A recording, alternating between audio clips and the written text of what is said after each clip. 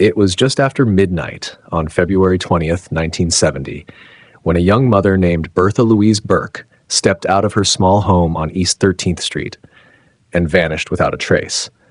Inside the house, 3 children slept alone, too young to understand that their lives were about to change forever. What happened in those silent minutes after Louise closed her front door remains one of Washington State's darkest mysteries. Some say she left willingly. Others believe someone she trusted came knocking, but investigators uncovered something far more disturbing: rising tensions inside her marriage, a hidden relationship no one wanted to talk about, and a trail of clues that led straight into a dead end. 50 years later, new technology exposed secrets buried beneath the ground, yet still no body. No answers, only one terrifying truth. Someone out there knows exactly what happened that night, and they've stayed silent for half a century. The night of February 19th, 1970, settled over Port Angeles like a heavy curtain, dense with fog rolling in from the Strait of Juan de Fuca. Street lamps flickered along East 13th Street, their pale glow struggling to cut through the mist.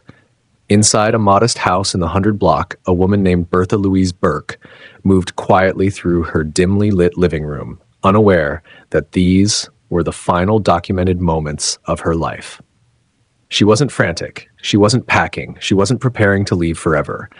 Every detail in that house suggested she expected to return, but something or someone was about to pull her into the darkness. Earlier that evening, neighbors recalled an eerie stillness around the home. No shouting, no visitors, no unusual noises, just the low hum of a television and the soft rhythm of 3 small children sleeping behind closed doors. Louise had been living alone with them ever since her separation from her husband, Douglas Burke, a man whose presence cast a long shadow over her life. The divorce proceedings were tense, full of accusations and contested details. To outsiders, Louise seemed tired but determined, slowly carving a path toward independence. Yet beneath the surface was tension no one could fully measure. Tension that investigators would later scrutinize frame by frame as though replaying a horror film in slow motion. Shortly after midnight, Louise walked down the hallway once more, checking on her children one at a time. One child stirred, mumbling softly, and she gently adjusted the blanket. Everything looked normal. Everything looked safe. But investigators would later question why she performed this final check only minutes before she vanished. Was she preparing to leave briefly? Did someone call her out? Or was she trying to reassure herself that the children were asleep before facing something she knew she couldn't avoid? What happened next is a blank space in the timeline, one of the many black holes surrounding this case. Louise left behind her purse, her identification, even her coat. It was February in Washington. No one would step outside lightly dressed at that hour without a specific purpose or immense fear. The door closed softly behind her, according to one neighbor who couldn't sleep that night. Not a slam, not a hurried exit, just a soft click as though the night had swallowed her with precision. The neighbor later admitted something else. She thought she saw the silhouette of another figure near the property line, a man standing unnaturally still under a tree. At the time, she dismissed it as imagination. But once Louise's disappearance made local headlines, that shadow resurfaced in her memory, chilling and unplaceable. Police could never confirm whether anyone else was there. But that single image, the outline of a silent figure watching from the tree line, would haunt many who heard the story. Within the house, time stood frozen. A half-folded blanket lay on the couch. A cup of coffee grew cold on the kitchen counter. The television flickered until it eventually faded to static. Hours passed, but no one noticed anything wrong because the children continued sleeping peacefully in their rooms. When sunrise arrived, the house felt unnatural, too quiet, too still, as though the air itself knew something awful had happened. The first sign that something was wrong came late the next morning. A family friend stopped by unexpectedly. The door was cracked open just slightly, an odd detail that instantly raised concern. The friend called out Louise's name, expecting her to emerge from the kitchen or the bedroom. Nothing. She stepped inside and found the children still in their pajamas, confused, hungry, and too young to understand why their mother hadn't returned. Panic struck like a blade. She immediately contacted authorities. Police arrived quickly, and the initial walkthrough of the home raised more questions than answers. No signs of forced entry, no signs of struggle, no valuables missing. Nothing out of place except for one haunting detail. The children insisted their mother had checked on them in the night, but they hadn't heard her leave. If someone knocked on the door, why didn't the children hear it? Why didn't the dog bark? Why was the house undisturbed? As officers moved through the quiet rooms, one detective stopped at the front door and noticed the latch. It was old, and the wood around it carried small marks, subtle scratches like something or someone had pressed against it. Not prying marks, but pressure marks. They couldn't be dated. They couldn't be proven relevant. Still, they hinted at the possibility that someone familiar enough with the home knew how to open the door quietly. Outside, the cold morning fog still clung to East 13th Street. Investigators canvassed neighbors, but their answers only fueled the mystery. One claimed she heard a car engine idling sometime after midnight, though she couldn't identify the model or the direction it came from. Another said she'd heard footsteps on gravel, slow, measured steps, as though someone was pacing. No one heard screams. No one heard an argument. Louise walked out into the night, and then she was simply gone. Police initially considered the possibility that she might have left voluntarily, but that theory crumbled quickly when they realized she had taken nothing essential with her. Her wallet was still in the dresser. Her favorite coat hung on its hook. Her medications, personal items, and the children's belongings were untouched. There was no note, no signal, no reason to believe she intended to vanish. Moreover, Louise was known to be fiercely protective of her children. She wouldn't leave them alone for even a few minutes without warning someone. Another detail soon emerged. Earlier that day, Louise had received a phone call. Brief, tense, and spoken in a low voice. The friend who overheard it recalled Louise saying, "Not tonight, it's too late," followed by a long silence and a final reluctant sigh. When asked about the call, Douglas claimed ignorance, but detectives weren't convinced. They were even less convinced when they learned about the unnamed man Louise had been quietly seeing during the separation. A man who suddenly stopped cooperating with authorities once he realized he had become part of the narrative. The deeper investigators dug, the stranger the final hours of Louise's life appeared. A neighbor remembered seeing Douglas's truck drive past the house earlier in the evening, though Douglas insisted he hadn't gone near the property. Another resident claimed he saw two silhouettes near the backyard later that night, though he couldn't identify them from a distance. A third person said she heard what sounded like a muffled argument outside, but couldn't be sure if the voices belonged to Louise or someone else. Every account contradicted another. Every lead split into two more dead ends. But the most perplexing detail of all emerged when investigators reviewed the interior of the house again and discovered faint shoe impressions near the back door. Impressions that didn't match Louise's shoes or any shoes found inside. The prints were small, narrow, perhaps belonging to an adult woman or a teenage girl. No one could explain them. They weren't deep enough to show tread patterns, and they vanished near the back steps. Were they fresh? Were they old? Did they belong to a visitor? Or did Louise open the back door for someone shortly before she disappeared? As news of her disappearance spread through the small community, theories multiplied. Some believed she was abducted. Others whispered that someone she trusted convinced her to step outside. A few insisted she must have run away with the mysterious man she'd been seeing. But investigators knew one thing with absolute certainty. Whatever happened to Louise that night happened fast, quiet, and without resistance. The first 12 hours became the most critical. Every minute that passed made the case colder. Search teams combed the nearby woods, ditches, coastlines, and abandoned buildings. Bloodhounds were brought in but found no strong scent trails leading away from the home. It was as if Louise had stepped into the night and dissolved into the fog. That morning, standing on the small front porch of the East 13th Street house, one detective whispered a line that would follow the case for decades. Someone opened this door for her. Someone she knew, and someone she never saw again. He didn't know how right he was, and he didn't know how many twists still waited in the years ahead, twists that would eventually lead investigators back to this house, this street, and these final footsteps that vanished beneath the silence of a February night. The story of the Burke family did not begin with disappearance. It began with tension, fractures, and a marriage slowly collapsing under the weight of secrets. In the months leading up to February 1970, friends and neighbors noticed subtle changes in the atmosphere around the Burke household. What was once an ordinary family became a quiet battleground, and the cracks were visible long before anyone realized how deep they truly ran. Louise and Douglas Burke had been married for years, but the relationship had deteriorated into something fragile and hostile. According to those close to them, arguments grew more frequent, though most happened behind closed doors. Louise rarely spoke about the details, but when she finally filed for divorce, she cited a single word: cruelty. For investigators, that single choice of wording would carry enormous weight. It wasn't a common phrasing unless something serious had transpired inside the home, something she never fully put into writing, but hinted at in whispers to friends. One such friend recalled seeing Louise with faint bruises along her arm weeks before she vanished.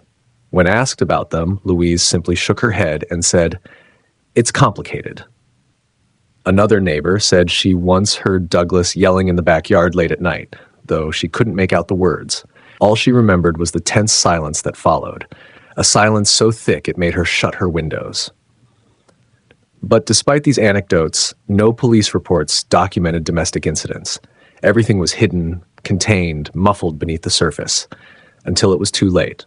Douglas, for his part, presented himself to the public as calm, rational, and deeply misunderstood.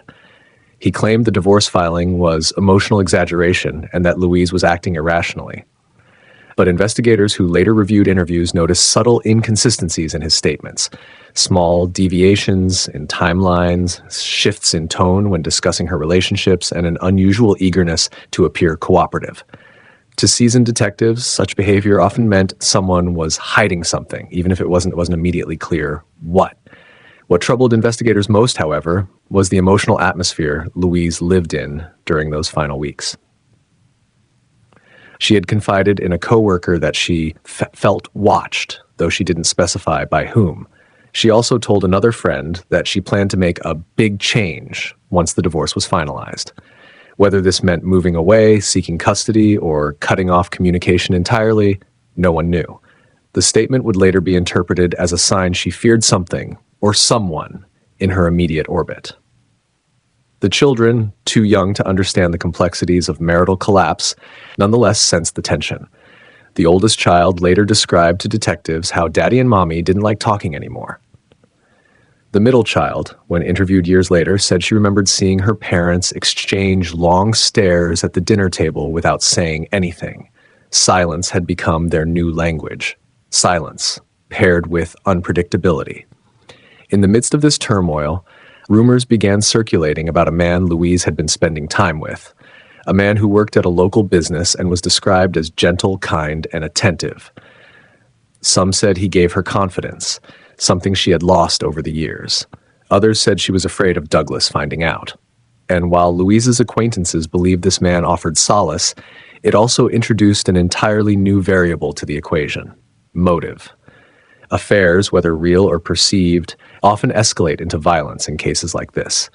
What investigators later found significant was that Douglas denied even knowing about this other man at first. Yet evidence emerged that he had confronted Louise weeks before her disappearance about her secret meetings. A friend claimed Douglas showed up unannounced at Louise's workplace one afternoon, demanding to know where she had been the day prior. He denied this incident entirely. That denial made investigators suspicious. Why deny an argument if it was harmless? Why erase a moment unless it carried weight?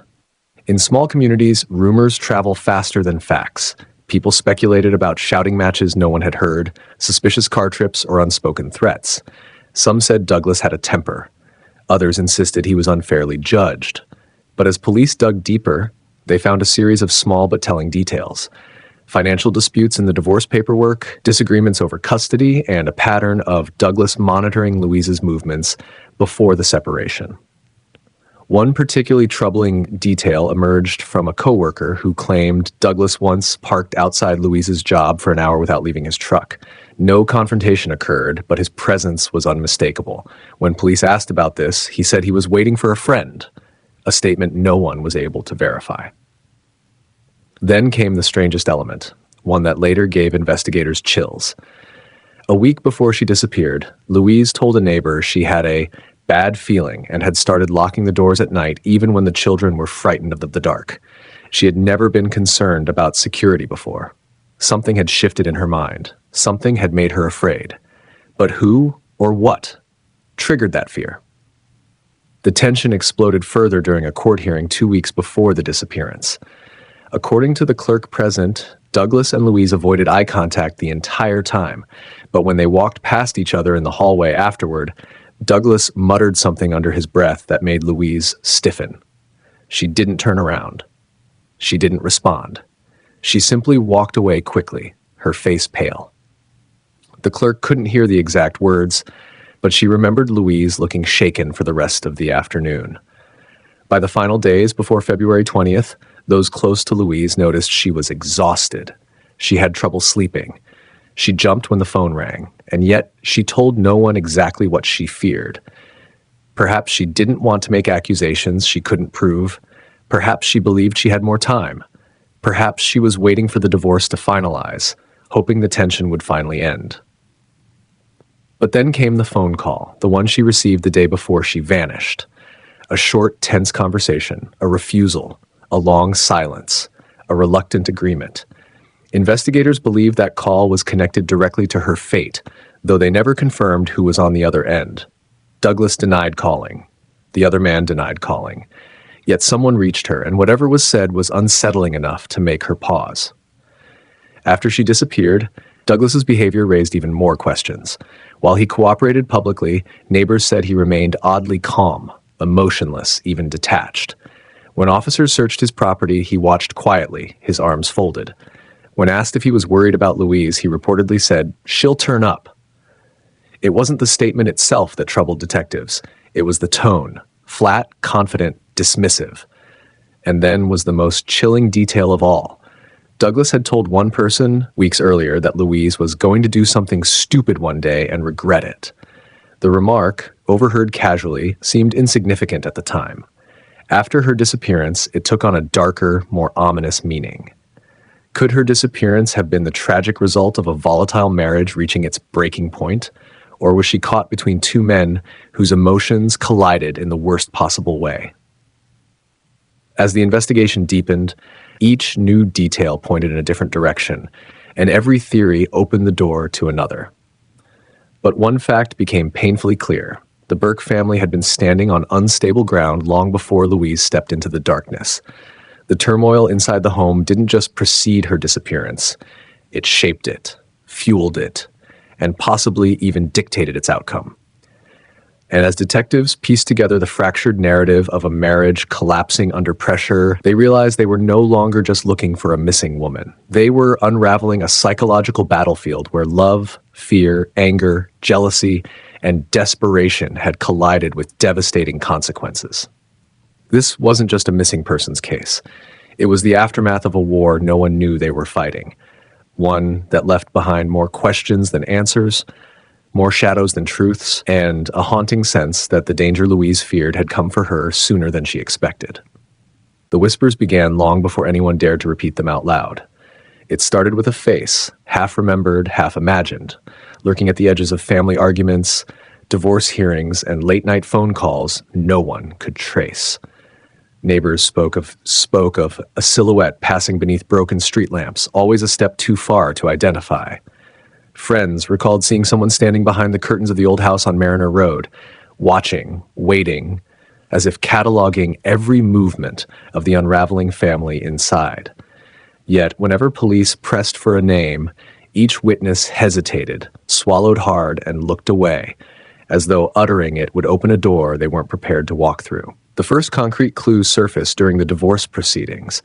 An innocuous envelope slipped under the couple's front door. No handwriting, no fingerprints, only a single sentence typed in sharp, mechanical letters. "You don't know what he's capable of." The wife insisted she had no idea who it came from. The husband denied everything, but his voice trembled subtly, sending a chill across the room. The lawyers exchanged glances, sensing that this was no ordinary marital collapse. Something darker had seeped in, something neither side wanted to acknowledge. The envelope was logged as evidence, but within hours it mysteriously vanished from the clerk's office. Surveillance cameras had captured nothing.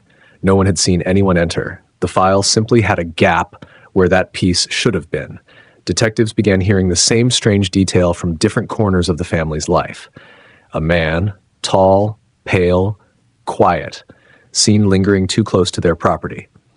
A coworker claimed he came into the workplace once, asking cryptic questions about the husband. A neighbor reported someone matching that description staring at the children's school. Even the wife's sister admitted she saw him standing by the garage the night before the couple's final confrontation, though she only confessed this weeks later, after she realized he hadn't been a figment of her stress-fueled imagination. None of these witnesses agreed on his clothes, his age, or even the exact shape of his face, but they all described the same thing: a hollow gaze that made their skin crawl. The deeper investigators dug, the more contradictions they encountered. One anonymous call claimed the mystery man was an old friend of the husband, someone with deep grudges rooted in debts and broken promises. Another caller insisted he was obsessed with the wife, having followed her for years. A third caller spoke in a trembling whisper, saying only, "He's been around longer than you think," before ending the call abruptly. Phone records traced every tip to dead numbers, prepaid burners, each purchased in different cities across 3 states. It was too coordinated to be coincidence. When detectives interviewed the husband directly, he maintained a brittle calm. He explained that the man people kept mentioning was nobody, a figure from his past he preferred not to discuss. He refused to elaborate. When pressed, he grew increasingly anxious, fingers drumming against the metal table, eyes darting toward the mirrored wall, as though expecting someone to step out from behind it. He finally muttered, "It's better if you leave that alone," before demanding a lawyer. That single sentence sent the investigative team into a deeper spiral. Why would someone dismiss as nobody a person so many others had seen, feared, and connected to the family's growing turmoil? Then came the footage, grainy, timestamp corrupted, as though someone had tampered with the file. A shadowy figure stood at the edge of the couple's driveway at 2:47 a.m., motionless for 10 full minutes, not moving, not observing, simply present, like a silent warning carved into the night. And just as suddenly as he appeared, he turned and disappeared into the dark. The tech team analyzed the footage frame by frame, but the image remained stubbornly blurred, the figure's face obscured by the static of a failing camera. The malfunction itself was suspicious. Maintenance logs showed the system had been checked only days earlier. Investigators began reviewing older records, hoping to uncover prior incidents involving the family. That's when they found something chilling. Years before the divorce, before the arguments and emergency calls, a police report had been filed by the wife describing a man following her home from work. She provided a sketch, rough, trembling lines, capturing a gaunt face with sharp cheekbones. The report was marked inconclusive and closed within a week. No evidence, no suspects, no follow-up. But the sketch matched almost perfectly the composite drawn decades later from the memory of the neighbor who saw the man by the garage. This couldn't be coincidence. The same man had been orbiting the family for years, maybe longer. As the story deepened, so did the implications. Investigators unearthed records from a different state involving a missing person case where a similarly described man had been last seen arguing with the victim. The case was never solved. A detective from that jurisdiction, now retired, contacted the team after hearing rumors of the new investigation. His voice, worn and brittle from years of unsolved nightmares, trembled as he said, "If it's the same man, you need to be extremely careful." He refused to say more, choosing instead to end the call abruptly. The presence of this elusive man began shaping every theory detectives formed. Was he manipulating the couple's downfall from the shadows? Was he the cause of the husband's paranoia and sudden bursts of anger? Was he the unseen hand behind the escalating danger? Or was he something else entirely? A witness, a threat, or perhaps a ghost from the family's darkest secrets? One detective, known for her meticulous instincts, noticed an unsettling pattern. Whenever the wife tried to distance herself from the marriage, sightings of the strange man increased. When she reconciled with her husband briefly 6 months earlier, the sightings dropped. It was as if he responded not to locations or opportunities, but to emotions, appearing when tension peaked, vanishing when peace returned. That pattern alone was enough to convince the team they were facing something far more complex than a typical stalker or vengeful acquaintance. This was someone intimately tied to the family's emotional core. As the investigation accelerated, another disturbing clue emerged. The children, quiet, frightened, and too young to understand the chaos around them, spoke of a man who sometimes watched them from the woods behind their house. They described him holding something in his hand, something shiny that caught the sunlight. They said he never spoke, but he didn't need to. His presence alone terrified them. Child psychologists later determined that the children were unlikely to have fabricated the story, especially given the consistency of their descriptions. Investigators soon discovered that the woods behind the house contained an old trail leading to an abandoned service road. That road connected to a highway miles away, an ideal escape route for someone who wanted to appear and disappear without leaving traces. Police began searching the area, finding cigarette butts, footprints, and a torn piece of fabric that matched none of the family's clothing. The evidence pointed to someone spending considerable time near the property, observing from a distance. Yet once again, none of the physical evidence could be tied to a known individual. Meanwhile, pressure increased on detectives to identify the mystery man. Media speculation grew relentless, painting him as everything from a ghostly intruder to a hitman tied to organized crime. But the truth was far stranger. Everyone recognized him, but no one could name him. His existence was simultaneously undeniable and unprovable, like a shadow stitched to the family's past, refusing to detach. The wife, now living in temporary housing under police supervision, finally broke her silence. In a shaking voice, she admitted she knew the man, but not in the way investigators expected. She described him as someone the husband once trusted deeply, someone who had been there during the early years of their relationship. But she insisted she didn't know his name. She said the husband always avoided saying it, referring to him only as him, as though naming him would invoke a curse neither of them wanted to face. When detectives relayed this information to the husband, he reacted with sudden, violent panic. He shouted, demanded the conversation stop, slammed his hands on the table, and begged them not to pursue this man any further. His attorney intervened, ending the interview, but the message was clear. The identity of this man was not simply inconvenient, it was dangerous. Not just to the family, but potentially to anyone who tried to uncover it. The chapter of the story turned darker still when a final piece of evidence surfaced. A small notebook, discovered behind a loose panel in the couple's basement, filled with dates, addresses, and cryptic notes. Some entries referenced the family directly, others referenced locations tied to the man seen in the surveillance footage. The last page contained only one sentence, written in trembling handwriting: "He's watching all of us." No name, no signature, only fear pressed into paper. And with that, the investigation crossed a line from the ordinary into the unexplainable, a point of no return where every clue seemed to hint at a figure invisible to records yet present in every shadow. A man no one wanted to name, yet who had already changed everything. The house had never been truly quiet, not with the constant arguments, the footsteps pacing at odd hours, and the low hum of tension that vibrated through every wall. But on the night, everything shifted. The silence inside seemed unnatural, dense, as though the air itself were listening. 3 children lay asleep in their separate rooms, unaware that the heart of the house had begun to beat with a different rhythm, slow, irregular, almost anxious. They were too young to sense danger the way adults do, too innocent to recognize that the quiet they slept through was the kind that precedes a storm.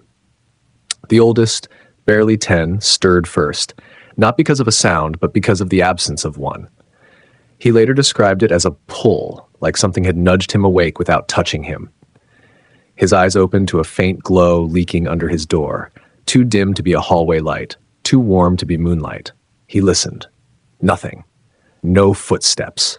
No voices, only a strange ticking, rhythmic and hollow coming from the walls. He slipped quietly from his bed, feet cold against the wood floor, and pressed his ear to the door. On the other side, the air felt heavier, as though someone stood inches away, breathing without sound. In the next room, the middle child tossed beneath her blanket, mumbling in her sleep.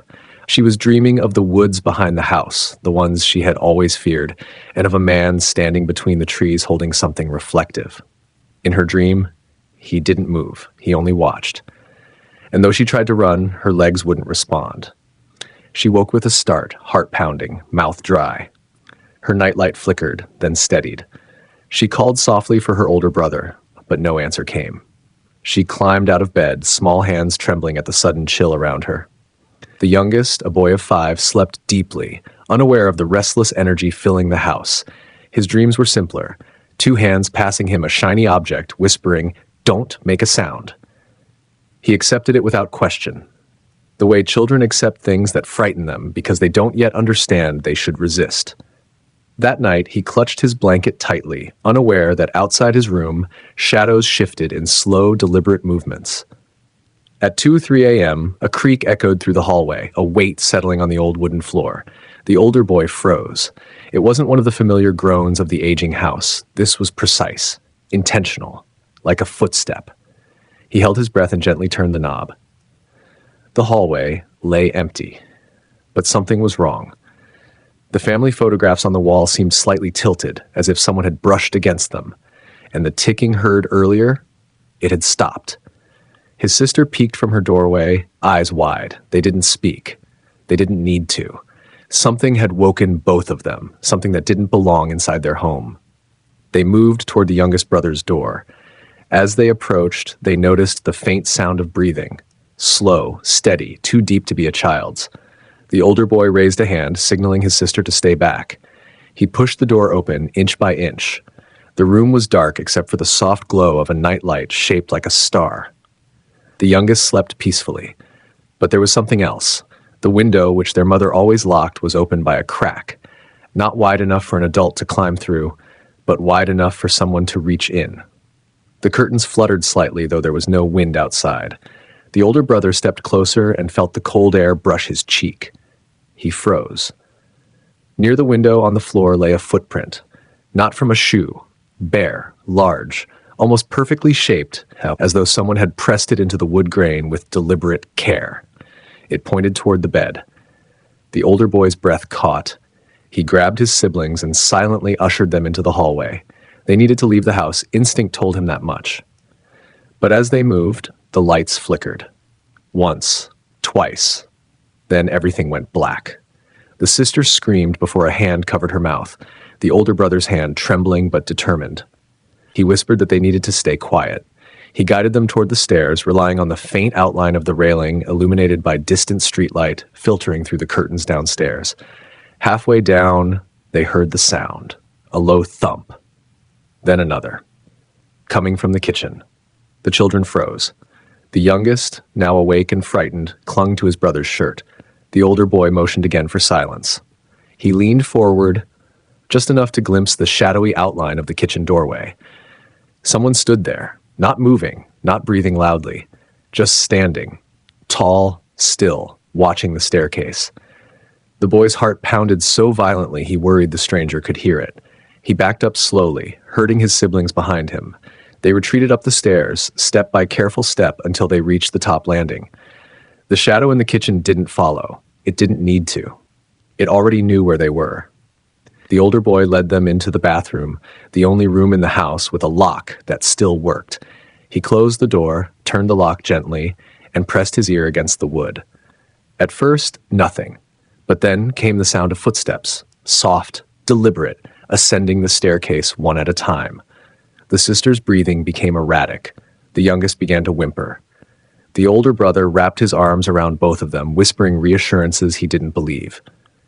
The footsteps stopped outside the bathroom door. Silence stretched, sharp and suffocating. Then something scraped against the door. Slow, metallic, as though a key, an old fitting key, was being tested in the lock. The children clutched each other. The scraping stopped. A heavy breath exhaled inches from the door, audible even through the thick wood. Then the handle turned, once gently testing the lock, twice more insistently. But the door held. The children didn't move. They didn't cry, they barely breathed. After an agonizing minute, the handle released. The footsteps retreated down the hallway, but the children didn't feel relief. They felt something worse, the sense that the stranger wasn't leaving. He was waiting. Eventually, the house returned to stillness. A faint light crept back into the hallway as the electrical system stabilized. Minutes passed, then an hour. The children remained huddled in the bathroom until the first glow of dawn bled through the small, frosted window. When police arrived, called by a neighbor who reported seeing someone slip into the woods behind the house, the children were found in the bathroom corner, shaking and exhausted. They had no explanation for the open window, the footprint, or the shadow in the kitchen. But their fear was unmistakable. Officers searched the house. No signs of forced entry. No fingerprints. No physical evidence except a single object left on the kitchen table, a silver button, old and scratched, deliberately placed in the center like a calling card, as though the intruder wanted them to know he had been there and could return. One detective discovered something more chilling. On the living room wall, barely visible unless viewed from a particular angle, someone had etched a series of numbers, coordinates. When decoded, they pointed directly to the woods where earlier sightings of the mystery man had occurred. Inside those woods, officers found a makeshift campsite. Ashes from a recent fire, a blanket, and a small notebook containing sketches of the children's bedrooms. Someone had been watching them for weeks, studying them, planning something. But the most disturbing discovery came last. Near the edge of the trees, an officer found a single footprint pressed into the mud. Bare, large, identical to the one found in the youngest child's room. The children, too terrified to return home, were relocated under protection. Yet on their first night away, the oldest child reported something terrifying. He had awakened to see a figure standing outside their temporary lodging, staring at the building before disappearing into the night. And for the first time, he whispered the same words the adults had said before him, words trembling with fear, uncertainty, and an unspoken truth. I think he's still looking for us. The first 48 hours were supposed to bring answers. Instead, they delivered only confusion, broken leads, and a series of missteps that would haunt investigators for decades. When officers first stepped into the Burke home just after sunrise, the air inside felt strangely untouched, as though the night's terror had been swallowed whole by the walls.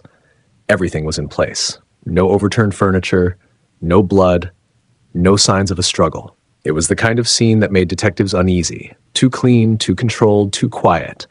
And for a missing mother of three, it was all wrong. Detective Harold McLean, a man known for his blunt instincts and unwillingness to overlook tiny details, immediately felt something was off. He circled the living room with slow, deliberate steps, eyes scanning for irregularities. A lingering scent of perfume, slight sweet, hung over the room. Not unusual, but under it, so faint it was easy to miss, was the smell of cigarette smoke. Not from Douglas Burke, and not from Louise. Someone else had been inside the home in the hours before she vanished. McLean crouched beside the front door and studied the floor. A small, almost unnoticeable streak of dirt led inward, not enough to indicate forced entry, but enough to suggest someone entered without removing their shoes. Someone who knew the door wouldn't be locked. But then came the first misstep. Before the footprint from the children's room could be professionally cast, officers walked the hallway repeatedly, contaminating the floor. The window in the youngest child's room, still slightly open when the first officer arrived, was shut by a patrolman attempting to keep the house warm for the children, destroying potential fingerprints. And when a deputy found the scratched silver button left on the kitchen table, he placed it in an unsealed evidence envelope without gloves. 48 hours into the investigation, 3 major pieces of evidence were already compromised. Meanwhile, the children were escorted to a safe location, but their statements were taken separately by different officers. Their recollections were vivid, but not perfectly aligned. The kind of understandable inconsistency children naturally have, yet the kind that early investigators quickly dismissed as unreliable. Later, these fractured interviews would make some investigators doubt the very real terror the children had experienced. By noon on the first day, the focus shifted to Douglas Burke. His alibi was simple, too simple. He claimed he'd been at a friend's house across town, drinking and talking about work. That friend reluctantly confirmed the story, though his timeline wavered under questioning. Douglas arrived at the station calm, almost overly calm. His voice steady, his shirt neatly pressed, shoes polished, not the appearance of a man panicking over a missing wife, or perhaps that was exactly why detectives watched him so closely. When asked when he last saw Louise, Douglas gave a scripted answer. She was home, the kids were sleeping, and I went out. She must have left after I did. His tone lacked worry, lacked emotion altogether. McLean wrote in his notebook, too controlled, fear or guilt. Douglas did mention one thing, something so odd that it should have been the cornerstone of the investigation, but instead was brushed aside. He claimed that for several nights before her disappearance, Louise had been paranoid. She thought someone was watching her, he said flatly, said she kept hearing things outside. He smirked, as though dismissing her fears as imagination. But McLean saw something else in his eyes, not humor. Irritation. Why would he be annoyed instead of concerned? The detectives searched Douglas's property later that afternoon. A barn, a workshop, several acres of woods. But they didn't search deeply. They didn't bring in cadaver dogs. They didn't bring in tracking experts. They only walked the perimeter, shining flashlights into empty corners and calling out her name like they expected an answer. It was the first window of opportunity lost. The second came only hours later. A neighbor down the road reported seeing a man walking near the Burke house around 1 a.m., matching the description of the figure the children described. The neighbor said the man carried something long, maybe a tool or a crowbar, though she wasn't sure. She also heard voices, one female, angry or distressed, followed by a thump. But the responding officer dismissed her account as possible misinterpretation, noting that the neighbor had a history of reporting suspicious activity whenever she couldn't sleep. Her report was filed but ignored. By the evening of day one, the search for Louise should have been in full swing. Instead, it felt unfocused, scattered. Volunteers weren't organized, officers weren't briefed thoroughly, and crucial areas such as the creek running behind the property, the abandoned shack south of East 13th Street, and the drainage culvert across the highway weren't examined at all. Inside the station, tension rose. McLean slammed his notebook shut after overhearing a supervisor refer to the case as a probable domestic dispute. Nothing more. He knew better. He felt in his gut this was more than a wife leaving. The smell of smoke, the footprint, the open window, the shadow in the kitchen described by terrified children. Something darker was at play. Day two began with a jolt. A phone call from a fisherman who claimed he'd seen a woman matching Louise's description walking along the shoreline just before dawn the morning she vanished. She looked disoriented, he said. Lost. She was arguing with a man whose face he couldn't see. Detectives rushed to the shoreline, but the fisherman's footprints were washed away by the tide, and no trace of the mysterious couple remained. Still, it was the first real lead. For a moment, hope sparked. Then came the second misstep. Instead of broadening the search to the entire coastline, the search area was restricted to a half-mile radius. No boats were assigned, no divers, no extended patrol. The assumption, unsupported but convenient, was that the fisherman had likely mistaken someone else for Louise. By mid-afternoon, a new discovery threatened to shatter the direction of the investigation. A hiker found what appeared to be fresh clothing buried beneath a cluster of branches deep in the woods. A sweater, a shoe, and something else, a small piece of fabric torn from a dress resembling one Louise owned. But before evidence technicians arrived, a group of volunteer searchers picked up the items, passing them around, discussing whether they seemed important. When officers finally secured the scene, the clothing was contaminated beyond use, the shoe belonged to a completely different brand, and the fabric scrap could no longer be definitively linked to Louise. McLean felt the case slipping. Every time they reached for clarity, something shattered. That night, still within the crucial 48 hours, another witness came forward with information that should have rewritten the investigation. A gas station attendant claimed a man driving a dark-colored truck came in around 3 a.m. The man was sweating, frantic, hands trembling. He bought cigarettes, paid with crumpled bills, and asked if anyone had seen police around. The attendant remembered the man muttering something like, "It wasn't supposed to go this way." Detectives showed him photos of Douglas, but the attendant hesitated. "Could be," he said, "but the man I saw, his eyes were different, wild." A sketch artist was supposed to meet the witness at dawn. The artist never arrived. Paperwork mix-ups, a delayed message, an absent supervisor, the kind of bureaucratic chaos that cost investigators a vital lead. By the time the meeting was rescheduled, the attendant admitted his memory had faded. The sketch he eventually provided was vague, generic, a shadow of a face rather than a face itself. By the end of the second day, investigators gathered inside the station, exhausted, frustrated, overwhelmed, case files stacked on desks, maps of the area marked with red circles. Timelines scrawled across chalkboards with too many gaps. Theories clashed. Some believed Douglas was responsible. Others insisted an unknown intruder had taken her. A few whispered about the mysterious man Louise was rumored to be seeing, the one no one wanted to name. But one thing everyone agreed on: nothing made sense. The final blow came late that night. A set of tire tracks was found near the woods behind the Burke home, fresh, deep, pointing toward the direction of a logging road rarely used at night.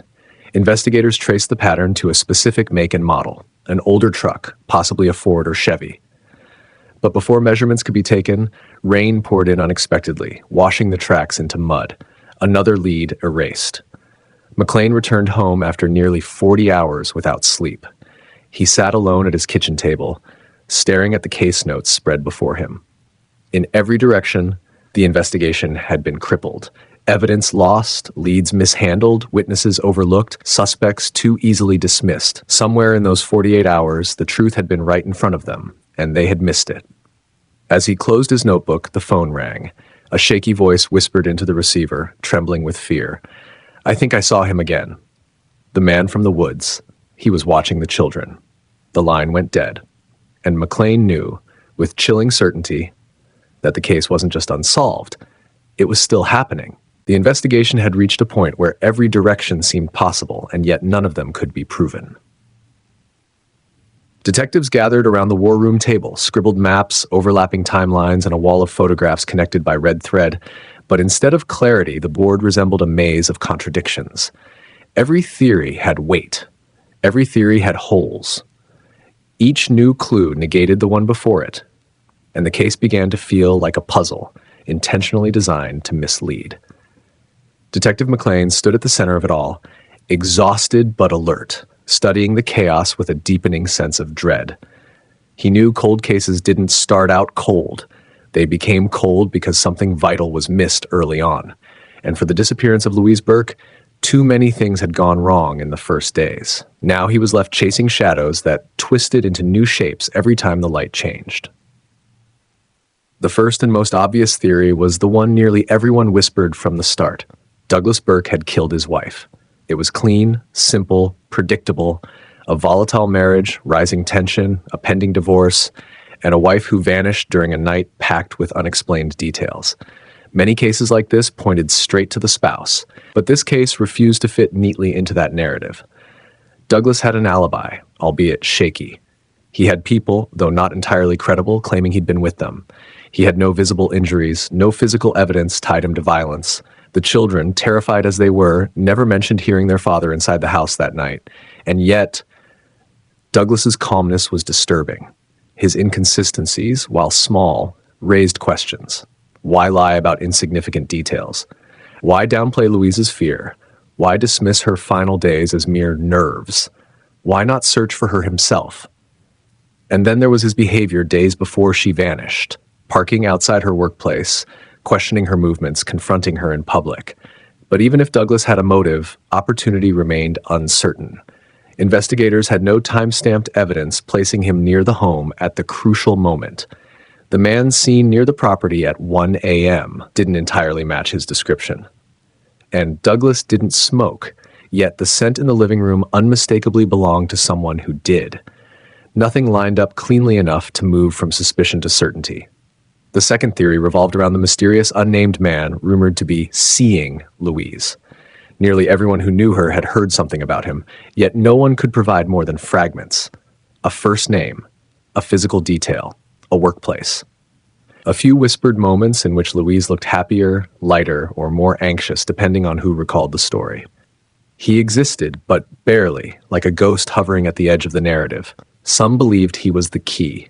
Perhaps he and Louise had planned to run away. Perhaps something went wrong. Perhaps Douglas found out and confronted them. Perhaps the man himself panicked. But when investigators attempted to track him down, they encountered silence, denial, or missing records. It was as if the man had either disappeared deliberately or never truly existed in the way rumors portrayed him. McLean once described the unnamed man as a shadow, present but never enough to grab. And yet the shadow remained essential to every version of the story. Then came the third theory, the one dismissed so quickly that only McLean seemed willing to keep it alive. An unknown intruder had taken Louise. Yes, statistically unlikely. Yes, without a trace. Yes, speculative. And yet the facts whispered possibilities.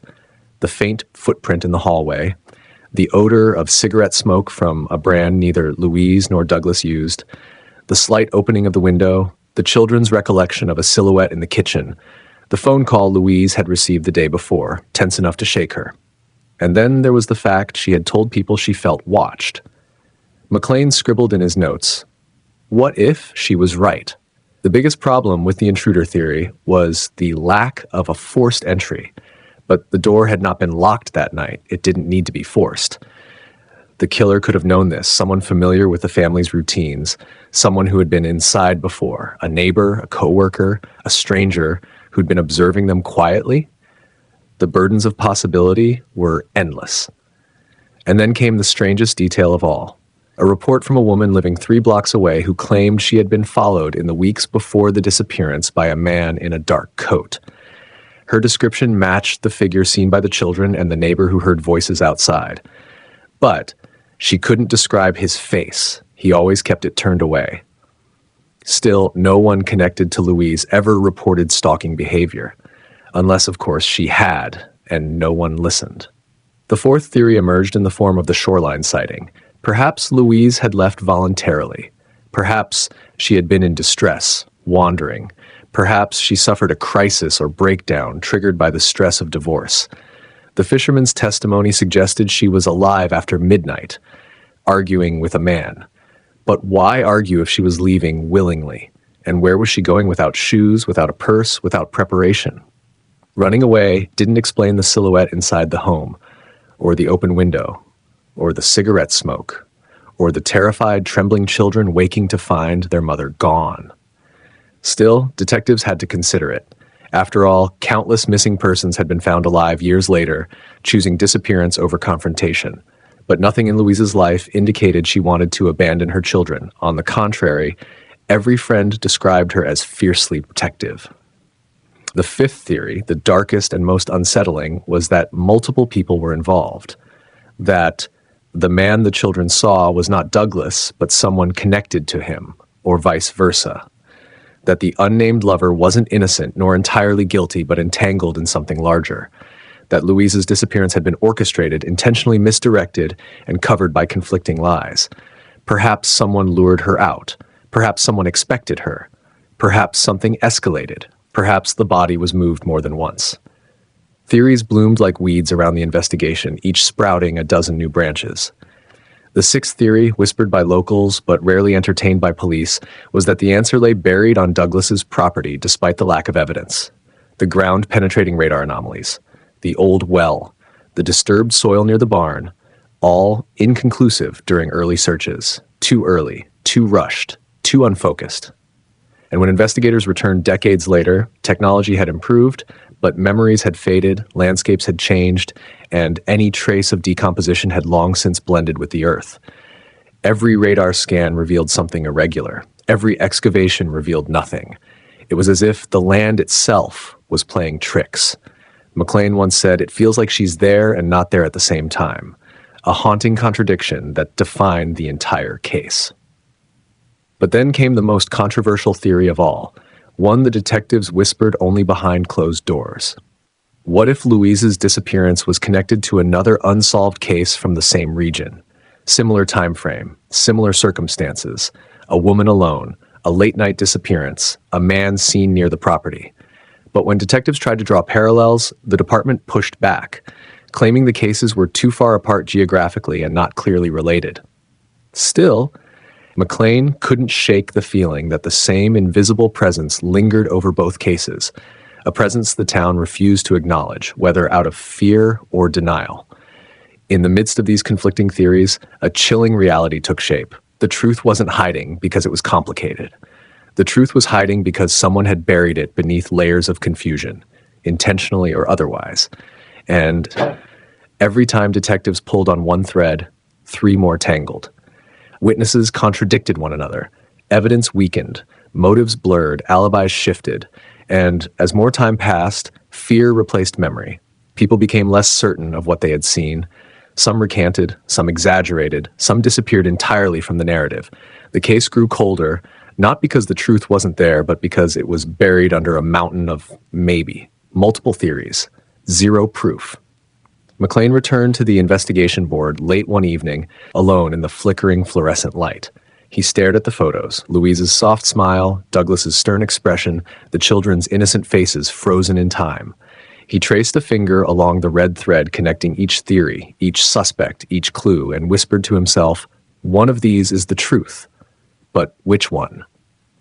Behind him, a stack of old reports slid off a chair and hit the floor with a sharp thud. He turned instinctively, scanning the shadows. For a moment, he felt watched, exactly the way Louise had described feeling before she disappeared. And for the first time in the investigation, McLean wondered if he too had become part of the story, a story where the villain was still out there, hidden behind one of the theories he had yet to uncover. Or worse, hidden behind all of them. The revival of the case didn't happen with a dramatic confession or a miraculous discovery. It started quietly, almost invisibly, an email arriving in the inbox of a young detective who had never even heard the name Bertha Louise Burke. He was reviewing dormant files for potential reopening, a routine assignment often dismissed as busy work. But something in the tone of the original reports caught his attention. Too many contradictions, too many people who seemed afraid to speak, and above all, a timeline that felt engineered, not natural. When he pulled the case out of storage, the dust that puffed into the air was thick enough to make him cough. But behind that dust was a story that refused to stay buried. He started with the basics: evidence logs, interview transcripts, scene photographs. Even in their faded condition, the photos of the Burke house felt wrong. Objects were positioned too neatly, as if someone had rearranged the chaos of a sudden disappearance into a carefully curated tableau. The detective made notes, circling inconsistencies, adding question marks where earlier investigators had simply drawn conclusions. Within days, a web of overlooked clues began to emerge, each thread pulling the case in a new direction. The most significant development came when he reviewed the names of people interviewed back in 1970. Several were still alive, but curiously, a few had refused to answer follow-up questions even back then. That alone wasn't unusual. What was unusual was that some had moved states shortly after Louise vanished, leaving no forwarding address. He began tracking them down, starting with a former neighbor who now lived in Arizona. Their conversation was brief, but not unproductive. She remembered the children, remembered the tension in the Burke household, remembered seeing a man she didn't recognize standing across the street the week before Louise vanished. She recalled his posture, stiff, alert, as if waiting for something to unfold. She had mentioned it to the police at the time, but the detail had never made it into the official record. Why? The detective didn't know, but he recognized a pattern. Details that should have mattered were missing, and details that felt too convenient were emphasized. It suggested one of two possibilities. Either the original investigators were astonishingly careless, or someone had a reason to steer the story in a particular direction. As he dug deeper, he found a handwritten note tucked between 2 pages of an evidence file, unsigned and undated. It read only, "She wasn't supposed to fight." No officer admitted to writing it, no context explained its meaning. But its placement, hidden instead of filed, implied intention. The detective photographed it, scanned it, and labeled it as a possible link to the mysterious unidentified male referenced in one of the early reports. Then came an unexpected break. A new DNA technology initiative was sweeping through missing persons units across the country. Agencies were re-examining old evidence, hoping that even degraded samples might reveal something modern labs could detect. The Burke case was submitted almost as an afterthought. But when the lab analyzed material collected from Louise's bedroom, hair fibers caught in the carpet fibers, they found not one, but two unidentified male DNA profiles. Neither matched the ex-husband, neither matched the boyfriend, neither matched anyone in the National Criminal Database. This was the moment the detective realized the case was bigger than a domestic dispute. If two unknown men had been in that bedroom, the possibilities widened into something far more sinister. Theories long dismissed as outlandish suddenly took on new weight. Abduction, trafficking, a staged disappearance, or even the involvement of individuals connected to organized networks operating in the shadows of 1970s Washington state. The discovery prompted interviews with much higher urgency. Old witnesses who had aged into their 70s and 80s now faced questions they never expected to hear again. Some were cooperative, some fearful, and some visibly shaken. One elderly man who had lived next door in 1970 provided a detail that stopped the detective cold. He recalled hearing two distinct male voices arguing outside around midnight on the night Louise disappeared. Not yelling, arguing in harsh, restrained tones. He hadn't stepped outside. He'd simply turned up his radio to drown out the tension. He assumed it was just neighborhood trouble, maybe a couple of drunk young men passing through. He didn't report it. But what he added next changed the shape of the timeline entirely. He heard a car door slam, then another, then silence. The detective double-checked the original timeline. Louise was believed to have walked away from the house on foot. No vehicle was ever mentioned. So whose car was she getting into? This prompted a re-examination of traffic records, patrol logs, and tow reports from that night, records that had been largely ignored for decades. Buried inside a handwritten log entry from a deputy who had since passed away was a note about a dark-colored sedan parked illegally near the Burke residence around 1 a.m. The deputy knocked on the door of the house it was parked in front of. No answer. The car disappeared by morning. At the time, it meant nothing. Now, it meant everything. The detective circulated the information publicly for the first time in 50 years. And that's when the phone calls started coming in.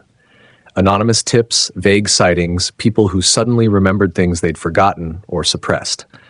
Some calls were useless, some were absurd, but one stood out. A woman claimed she had once worked with a man who hinted he had done something stupid back in Washington in 1970. She couldn't give an address, but she could give a name. The name didn't match anyone in the original investigation, but it matched DNA profile number 1. The man had died in 1998. His belongings had been donated, boxed, scattered. But in one of those boxes, when police executed a search of the surviving family's storage unit, they found a set of belongings that seemed unrelated, until they discovered a small silver locket engraved with the initials BLB, Louise's initials. The locket wasn't listed in any of the original evidence logs. Her family insisted she never took it off. And yet here it was, in the possession of a man no one had ever connected to her. As the detective examined the chain, he noticed something else. Faint scratches around the clasp, as if someone had yanked it off during a struggle. Then came the second bombshell. DNA profile number 2 matched a man still alive, a man who had been a young drifter in 1970 and who was now living in a veteran's home. When approached, he denied everything, claiming he had never even heard of Louise Burke. But during the interview, the detective noticed a tremor in his left hand that grew more pronounced whenever specific dates or locations were mentioned. It wasn't enough for an arrest, but it was enough to reopen the case formally. News stations began picking up the story. Reporters visited the old Burke house, neighbors speculated, podcasts dove into the case, dissecting every detail. And as the story gained traction, more and more clues emerged from the most unexpected places. An old journal found in a thrift store donation pile, a stack of photographs labeled only by month and year, and a partial cassette recording from a police scanner that captured a vague but chilling transmission the night she vanished.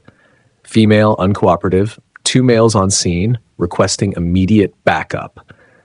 The location mentioned in the recording was 3 blocks from the Burke home. The transmission timestamp matched the approximate window of her disappearance, but there was no record that any officer ever responded, and the identities of the 2 males were never logged. The detective realized the case no longer pointed toward a single suspect or a simple domestic dispute gone wrong. Instead, it pointed toward a coordinated effort, whether intentional or accidental, to erase the truth. But the revival of the case did something no one expected. It shook loose a memory buried deep in the mind of one of Louise's surviving children, now an adult. She contacted the detective with a trembling voice, saying she wasn't sure if it was real or a dream, but she remembered something she'd never told anyone. She remembered hearing her mother cry out. Not a scream, just a short, sharp sound of shock, like someone being grabbed unexpectedly. She remembered footsteps, heavy ones, more than one pair, and then the sound of a door closing. This fragment of memory, once dismissed as a child's nightmare, now aligned perfectly with the neighbor's report of 2 male voices and the elderly man's memory of 2 car doors closing. The detective pinned the memory to the timeline and stared at it for a long time. It felt like the final missing link. Not an answer, but a confirmation that the disappearance had been neither peaceful nor voluntary.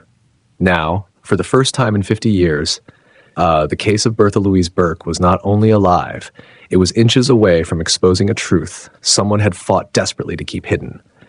And as the detective prepared the evidence for a grand jury review, one disturbing question echoed through every document, every photograph, every memory resurfaced from the depths. If 2 men were there that night, who sent them?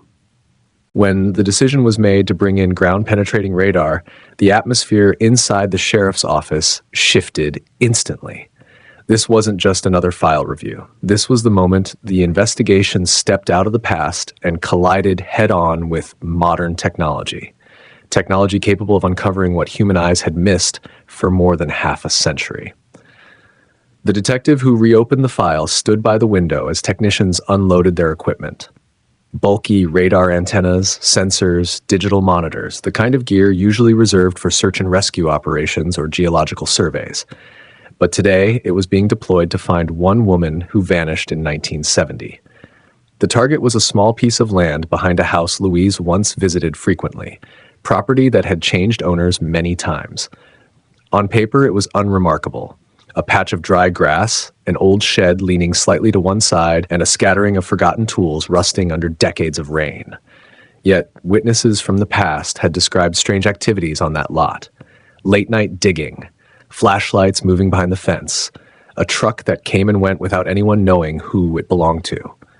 The detective walked the perimeter with the radar team, explaining what little they had, a vague tip from an anonymous caller claiming, "The truth is buried where the ground dips."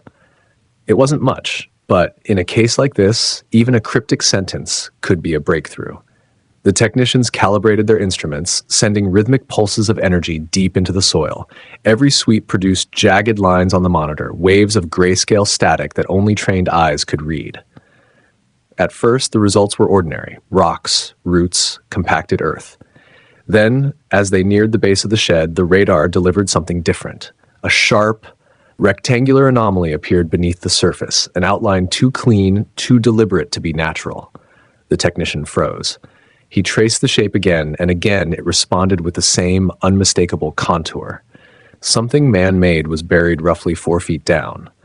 The detective felt his pulse spike. The shed had stood there for decades, but early photographs of the property showed no shed at all in 1970. It was built later, and suspiciously, built directly over the anomaly, as if someone wanted to hide whatever was beneath it permanently. They marked the area with flags and expanded the survey grid. The radar passed over the next strip of earth, revealing another anomaly, a narrow trench-like formation, and then another, parallel to the first. Buried things. Long, heavy, metallic shapes, possibly tools, possibly something darker. Word spread quickly. Neighbors gathered along the fence line, whispering, watching the unusual scene unfold. Some looked curious, others looked uneasy, as though old memories were being dragged out of the ground along with the images on the monitor. The sheriff arrived, then the county coroner, then a representative from the state's cold case task force. What began as a simple scan had escalated into a full excavation protocol. Still, despite the excitement, a creeping dread settled over the detective. What if they were standing atop the final resting place of a woman whose story had haunted the town for 50 years? What if the ground was about to give up the kind of truth no one was ready to face? The digging began before sunrise the next morning. Floodlights illuminated the yard, casting long, eerie shadows across the shed. Every shovel of earth was sifted meticulously. The first few feet revealed nothing unusual: soil, gravel, layers of old roots. But when they reached the depth pinpointed by the radar, the digging stopped abruptly. A metallic scraping sound cut through the silence. The excavator operator paused. Everyone leaned in. The detective jumped into the pit with gloves on, brushing away the remaining dirt by hand. What emerged was a rusted fragment of metal, thin, curved, painted once, but now dulled by time. A tool? A container? A piece of equipment? No one could tell. But beside it was something more unsettling. A second piece, similar in shape but with a jagged, broken edge as if it had snapped during violent use. The team kept digging. More fragments surfaced, forming a rough semicircle. When arranged carefully, a horrifying possibility emerged. It resembled part of an old car trunk interior, the kind used in sedans manufactured in the late 1960s. The detective stood motionless. A car, buried here, under a shed, hidden for decades. If someone had used a vehicle to transport Louise or her remains, then dismantled it and buried the pieces, it would explain the missing car reported by neighbors, the 2 slamming doors heard the night she vanished, and the phantom sedan noted by the deputy who never followed up. But they weren't finished. The radar had indicated 2 anomalies, not one. The digging continued along the second highlighted section. This time, the soil changed color, darker, looser, disturbed long ago, and never properly compacted. The coroner stepped in with specialized tools. Everyone grew silent. The detective's breath turned shallow. A few inches deeper, the coroner stopped. His voice trembled as he called out to the camera technician documenting the excavation, because protruding from the soil was something unmistakably human. A bone. Small. Fragile. Not whole, but fractured in a way that suggested force. The area was immediately sectioned off. Forensic anthropologists were called in, but before the detective could even process the discovery, the technician monitoring the radar shouted from behind the equipment. They had detected a third anomaly, larger, irregular, buried several feet to the left of the initial grid. The detective's mind raced. 3 hidden deposits, a dismantled vehicle, bone fragments, 2 unidentified male DNA profiles, a missing woman who vanished in the night without explanation. All of it converging after 50 years on this small, forgotten plot of land. The third dig site proved the most intense. The anomaly was deep, compacted, and surrounded by rubble. As they scraped away layers of debris, they uncovered something that sent a wave of disbelief through the entire team. A bundle of tightly wrapped cloth preserved surprisingly well beneath the earth. Forensic experts handled it delicately, peeling back the layers. Inside were objects, personal items, familiar ones. A hair clip, a button, a tiny piece of fabric with a floral pattern. The detective's throat tightened. Louise's sister had described her favorite house dress as having small blue flowers. That dress had never been found. But there was more. Inside the bundle was another metal fragment, this one flat, triangular, with markings etched faintly into the surface. At first it looked meaningless, just another scrap of rust. But when cleaned, the markings revealed themselves. A serial number, the kind stamped onto manufactured car parts, traceable even after decades. That number became the key that unlocked the next revelation. Within hours, analysts confirmed it belonged to a specific make and model, a 1968 Ford Galaxy. The same model one witness remembered seeing parked on the street before Louise vanished. Piece by piece, the ground had given up its secrets. But the final twist came when technicians scanned the property one last time before leaving. The radar picked up a faint signal beneath the shed's concrete foundation, something small, metallic, no bigger than a fist. It was too deep to excavate immediately, but the detective knew, without question, it mattered. Everything on this land mattered. A warrant was obtained to dismantle the shed. As the walls came down and the concrete cracked open, the final object was retrieved, a key, rusted, bent, but still identifiable. The detective held it in his gloved hand, turning it under the sunlight until the engraved pattern came into view. A Ford ignition key. And not just any Ford key, the exact type used in the 1968 Galaxy. At that moment, every doubt evaporated. Someone had dismantled a car, buried its parts, erased its trail, and built a structure over the evidence. Someone had gone to extraordinary lengths to hide what happened the night Louise vanished. But the Earth, with the help of modern technology, had finally spoken, and the truth it whispered was darker than anyone expected. The hours between midnight and dawn on February 20th, 1970, formed the most impenetrable void in the entire investigation, a stretch of time where events must have unfolded rapidly, violently, and with a precision that would haunt detectives for decades. These missing hours became the black hole at the center of the case, swallowing every lead, every possibility, every attempt to reconstruct the truth. And as investigators revisited the timeline years later, they realized something profoundly unsettling. Almost every person connected to Louise had a story about that night. Yet, none of those stories fit together. The last confirmed sighting of her was at home, a tired mother checking on her sleeping children before stepping outside into the cold darkness. What forced her out? What beckoned her into the night? No neighbor reported hearing a scream or a struggle. No one saw her walking down the street. But at least 3 individuals, each with a different connection to her, claimed to have had a reason to contact her that night. These overlapping claims formed a tangle of contradictions that investigators would battle for years. The first story came from Douglas Burke, her estranged husband. He said he hadn't been near the house that night, insisting he spent the evening drinking at a friend's home several blocks away. But the timelines he provided were vague, sliding by 15 minutes here, half an hour there, depending on who interviewed him. One neighbor swore they saw a figure resembling Douglas walking toward the Burke house shortly after midnight. Another claimed they heard arguing near the front porch, though they could never identify the voices. When questioned, Douglas denied everything. But his alibi, built on memories blurred by alcohol, crumbled under scrutiny. Then there was the second man, the one whispered about in the community, but rarely mentioned by name. According to several acquaintances, he had been trying to see Louise that week. Some said he had feelings for her. Others said he believed she needed protection. When investigators found him years later, he admitted wanting to talk to her that night, but insisted he never drove to her house. His story had a rehearsed smoothness to it, but it raised a chilling question. If he had been planning to see her, had he parked his car somewhere nearby? Could he have called out to her softly from the shadows, prompting her to step outside without grabbing her purse? The third man came even more unexpectedly into the timeline, a former co-worker of Douglas who claimed, decades later, that he had been driving through the neighborhood around the time Louise vanished. He said he saw a woman matching her description standing near the edge of the street, looking confused, before a dark-colored car pulled up beside her. But no one could confirm his presence there. His report surfaced only after the case gained renewed public interest, making investigators wonder whether he was genuinely offering help or simply inserting himself into a mystery that had gained local fame.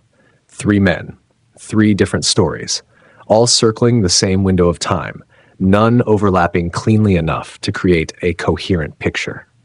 As detectives built a detailed reconstruction of the night, they ran into an infuriating pattern. Every time they thought they aligned a suspect's timeline with Louise's disappearance, another contradiction emerged. A clock that had been misread, a memory that shifted subtly, a detail that seemed reliable until someone else insisted it was impossible. For example, one witness described seeing a Ford Galaxy parked on the corner around 12:30 a.m., a detail that gained immense importance after buried car parts were found decades later. But another neighbor insisted the street had been empty at that exact time because they walked their dog and remembered thinking how unusually quiet the block was. Investigators were left staring at 2 statements that could not coexist. Someone remembered wrong, or someone was lying. The timeline grew even murkier when new information emerged about a phone call.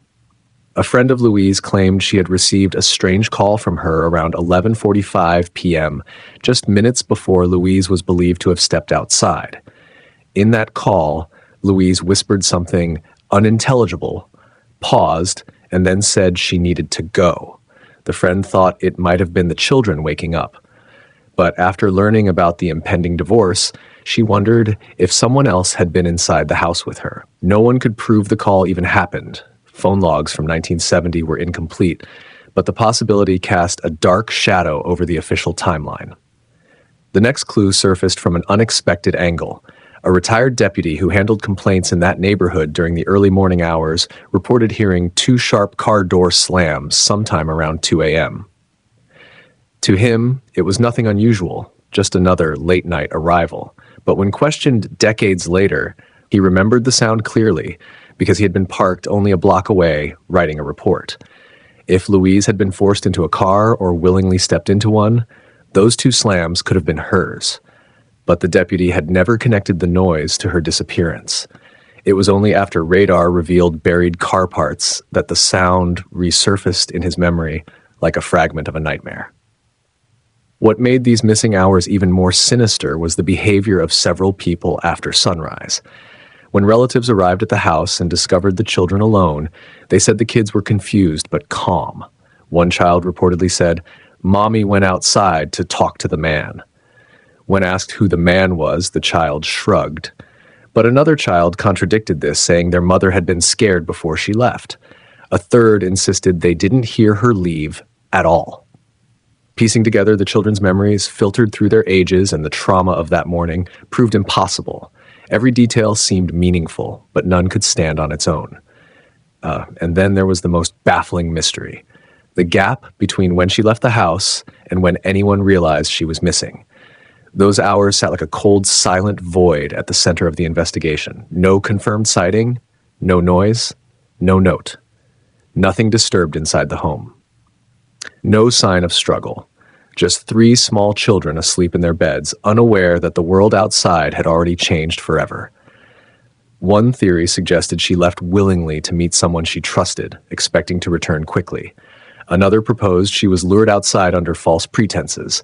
Maybe someone knocked quietly, urging her out with a whisper. A darker theory speculated that the perpetrator was already inside the house when she left the bedroom for the last time. The missing hours allowed space for all possibilities and proved none of them. Investigators tried again and again to break the timeline open. They reconstructed the route she might have taken if she walked. They examined how long it would take for someone to grab her and drive away without being seen. They analyzed weather conditions, visibility from porches, streetlights that existed then, but have long since been replaced. They interviewed former neighbors who had moved away decades earlier, hoping someone remembered a detail buried in memory. They even tracked down discarded case notes from the 1970s, hoping to find something overlooked. But every attempt to illuminate the missing hours resulted in the same outcome: darkness. A suffocating, unbroken darkness. Until the radar scans decades later shattered it. The buried car parts, the cloth bundle, the small bone fragment. All of it suggested a sequence of events far more structured and deliberate than investigators once believed. Someone had used those missing hours with chilling efficiency, moving quickly, silently, and with a methodical plan. They had time to subdue her, to transport her, to dismantle a vehicle, to hide evidence, to bury items deep enough to last half a century. This realization transformed the missing hours from a vague mystery into something sharper and far more terrifying. A window in which the perpetrator acted with purpose. A window that revealed how well the perpetrator knew the town, the neighborhood, even the terrain. A window that suggested familiarity, possibly intimacy, with Louise herself. The final breakthrough came when investigators revisited the statements from the 3 men. In the original timeline, each man's story existed separately. But after mapping out their claims, the detective noticed something chilling. All 3 men referenced a narrow window between 12:10 a.m. and 12:40 a.m., the exact span during which the deputy heard nothing unusual and the street appeared empty. This meant the 3 men's accounts weren't contradicting each other. They were overlapping. They were crowding the same hour, the same stretch of silence. Suddenly, the missing hours weren't empty anymore. They were overcrowded. Too many people had reasons to be near Louise's home. Too many alibis depended on memories altered by time or alcohol. Too many timelines collided, blurred, or conveniently shifted. Someone had used that hour to make Louise disappear. Someone had counted on the confusion, the darkness, the sleep of children, the silence of neighbors. Someone had bet that the missing hours would stay missing forever.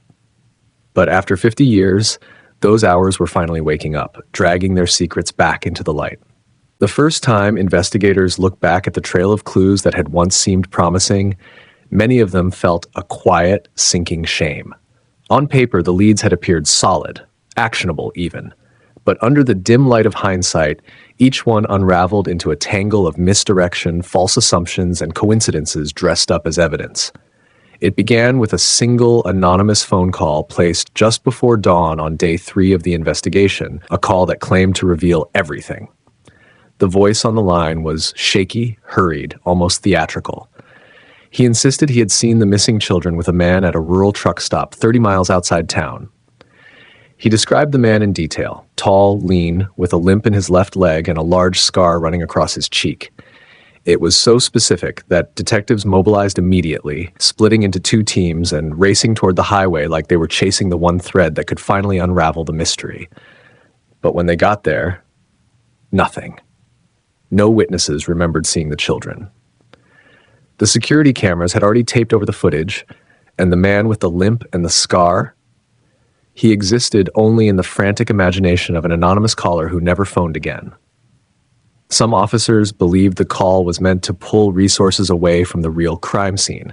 Others suspected it was simply a prank by someone seeking attention.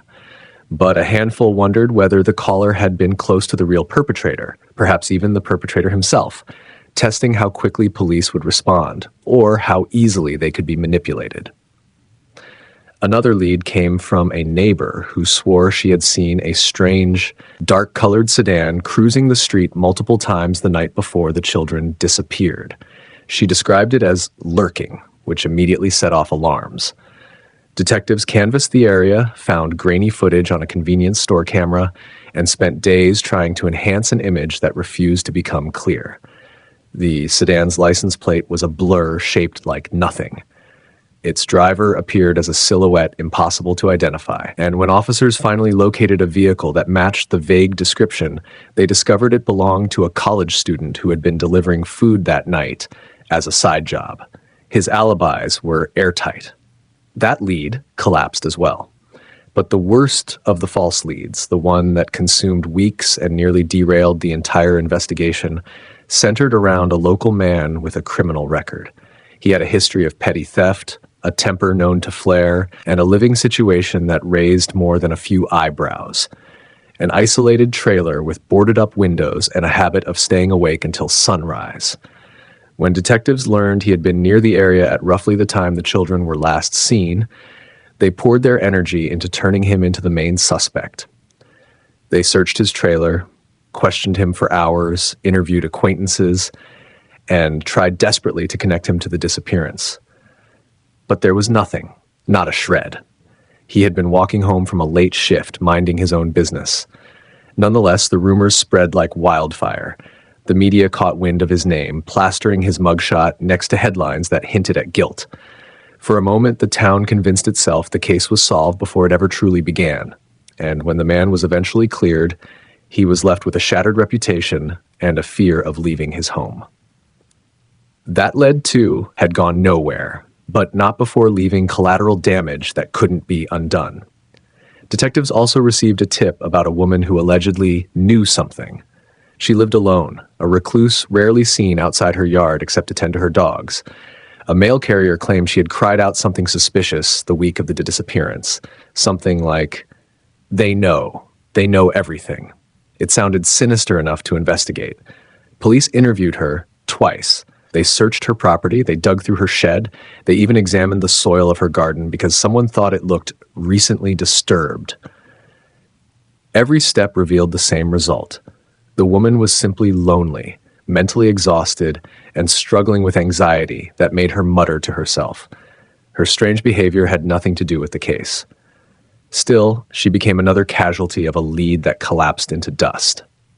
There were calls from psychics, each insisting they had visions. One claimed the children were near water. Another said she felt a presence inside the house. One drew a crude map that looked more like a child's scribble than a psychic revelation. Yet investigators checked each suggestion because they knew that in cases like this, even a bizarre tip could conceivably hide a kernel of truth. Each time they found nothing. No trace of the missing children, no sign of foul play, no revelation to push the case forward. Even the family received letters, some anonymous, some with return addresses from several states away. A few claimed to know who had taken the children. Others demanded money for information. One letter even included a riddle, as if the tragedy were entertainment for someone with a twisted sense of humor. Investigators followed every letter, contacted law enforcement across multiple states, and traced dozens of dead-end addresses. Not one letter was real. Not one held any truth. Another lead emerged from an old, abandoned barn outside town.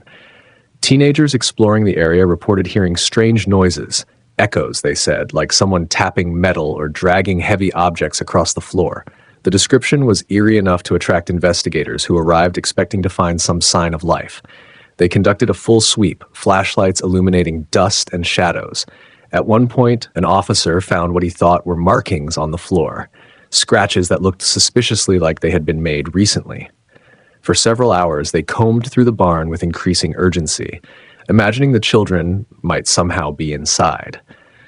But the marks on the floor were caused by animals. The strange noises were simply the echo of wind moving through loose boards in the walls. And what the teenagers thought was a human cry turned out to be a stray cat. Perhaps the most painful lead came years later, when a man claimed that his brother, who had recently passed away, had confessed on his deathbed to kidnapping 3 children decades earlier. The man provided dates, vague details, even descriptions of places his brother supposedly took the children. For a few days, investigators felt a tremor of hope. This could finally be the break they needed. The truth buried under time, now clawing its way out. They interviewed the family. They followed the supposed path the suspect had taken. They searched a wooded area the man claimed was significant. But when they dug deeper, they discovered that the late brother had been hospitalized in another state at the very time of the children's disappearance. His confession, if he ever made it, had been the rambling of a man losing touch with reality. Every lead collapsed under scrutiny. Every direction turned into a dead end. The case files grew thicker. It's filled with maps, transcripts, photographs, and notes that led investigators in circles. Over the decades, the list of false suspects grew so long that detectives joked bitterly that they had interrogated half the town at some point. Each new piece of information seemed promising at first, only to crumble when examined closely. And as more leads failed, the darker possibility crept in. What if the perpetrator had left no clues at all? What if they were dealing with someone patient, someone strategic, someone who had planned every step to ensure no trace remained? Some investigators believed the truth had always been nearby, just buried under layers of coincidence and fear.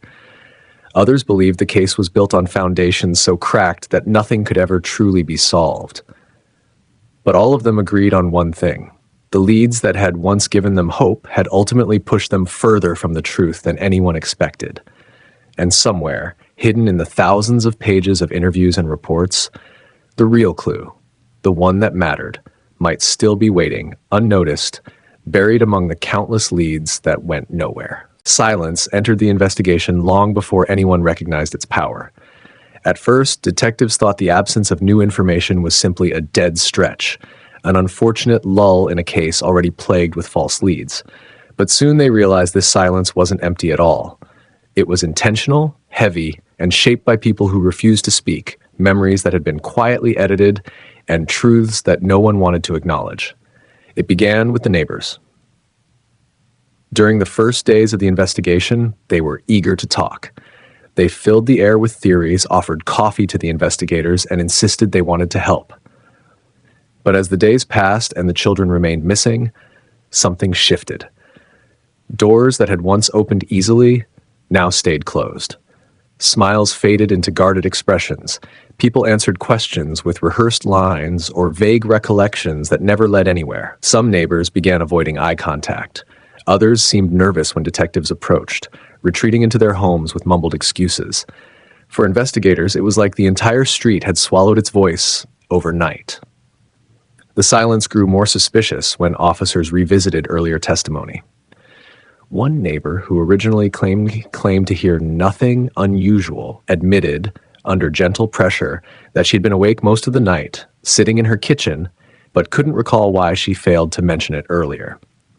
Another neighbor had initially described seeing a shadowy figure, but later insisted they must have imagined it. Their sudden reluctance to elaborate raised questions the investigators couldn't ignore. Were they simply frightened? Or did they know something they wished they didn't? The family, too, began to fracture under the weight of the silence. Relatives who had once been united in grief started avoiding interviews.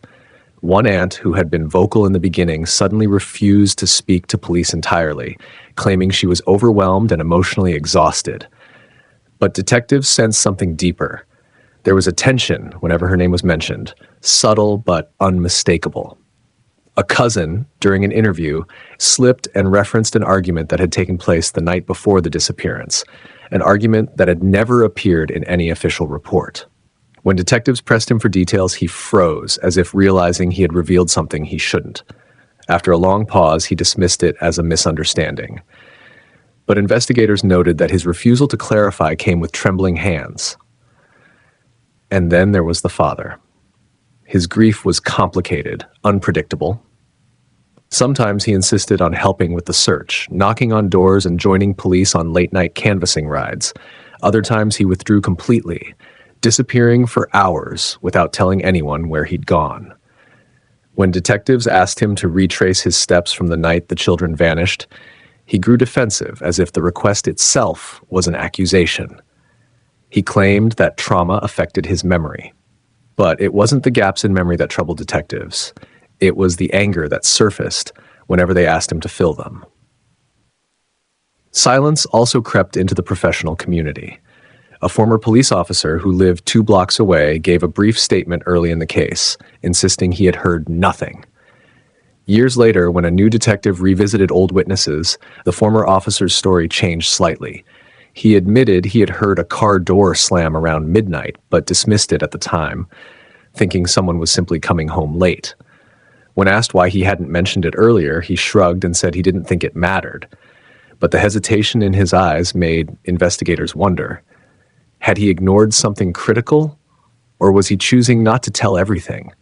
A local shop owner provided another layer to the silence. She had been one of the last people known to interact with the children. She recalled seeing them the day before they disappeared, buying snacks and laughing. But when detectives asked whether she had seen anyone watching the children or acting suspiciously, she insisted she had noticed nothing. Years later, during a renewed investigation, the shop owner broke down and admitted that she had lied. She had seen a man standing near the doorway, someone she recognized, someone she didn't want to involve. But fear of retaliation convinced her to keep her mouth shut. When detectives pressed her for the man's identity, she refused to say, crying and repeating that it was too late now. This revelation sent investigators down a new line of questioning. Who was the man she feared? Why did his involvement terrify her so deeply? And why had she maintained her silence for decades? Before they could find answers, the shop owner abruptly left town without warning, leaving her home, her business, and every unanswered question behind.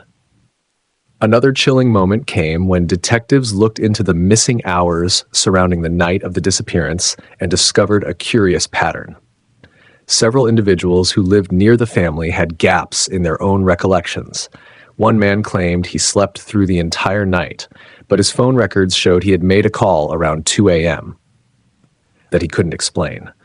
A woman who told police she had gone to bed early was later confirmed to have been awake, sitting on her porch, according to a passing taxi driver.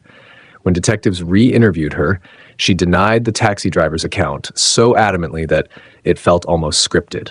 Why lie about being awake? What had she seen or heard that made her alter her story? Rumors whispered through the town that certain people had secrets unrelated to the case, secrets they feared would surface if they spoke too openly.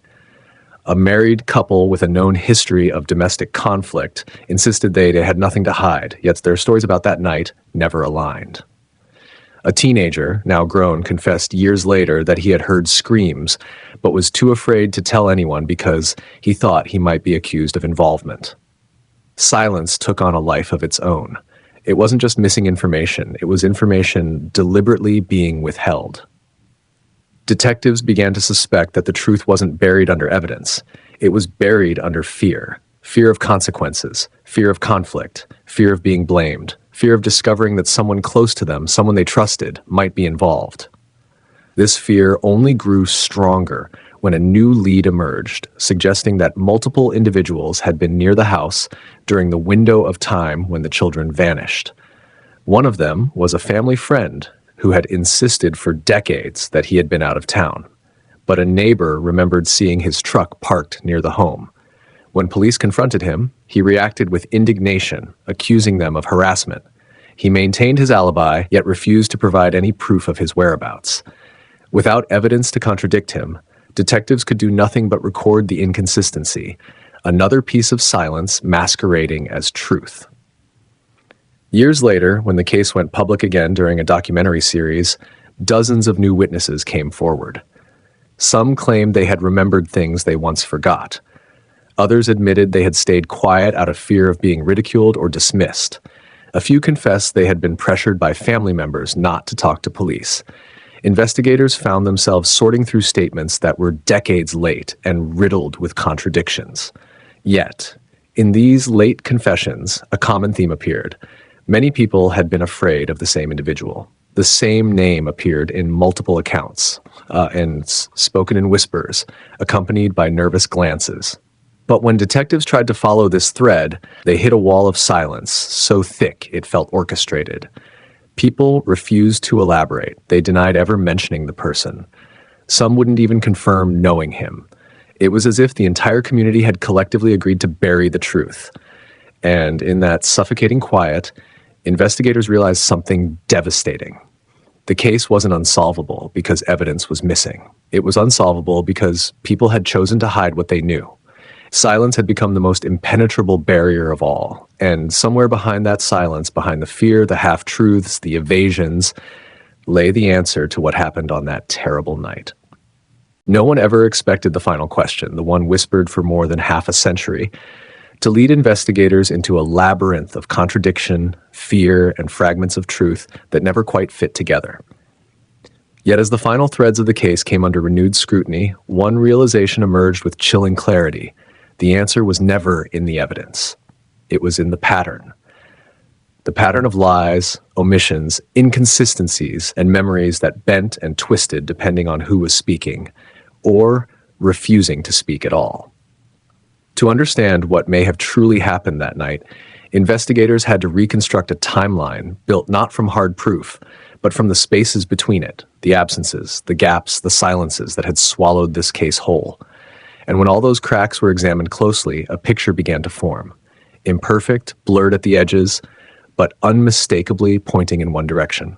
The last hours before the disappearance were marked by escalating tension. That much was certain.